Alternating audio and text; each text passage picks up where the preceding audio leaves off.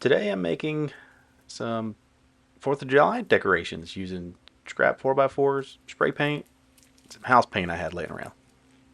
Don't forget to like and subscribe. So right here we're going to tear the tags off and then cut off the ends just so I have something square to sit it down on. And one of my favorite parts of woodworking is sanding. Here I just use 80 grit sandpaper to knock the surface down. Use a compressor just to blow all the dust off, and then using some white paint as my base. It's just some trim paint that I had laying around. All right, it's time to tape off the top part so we can draw the stripes. Mark out the stripes. Here I just measured in 1.125" and put a mark. That way it'll allow me to have equally spaced stripes.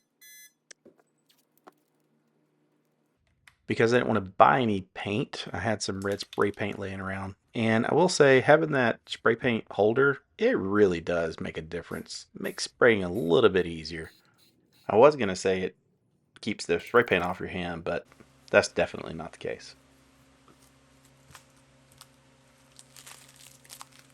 So now we're going to tape off the stripes to the very top of the stripe. And we're getting ready to paint the top part blue. And this blue is my general finish. It's a milk paint. It's called Coastal Blue. Very pretty in my opinion. I tried 2 ways to put stars on these, and this by far is the worst, and it is the hardest to do. Maybe if I'd have spray painted, it'd been a different outcome, but I didn't have any white spray paint. So yeah, the paper template cut out with paint, not a fan.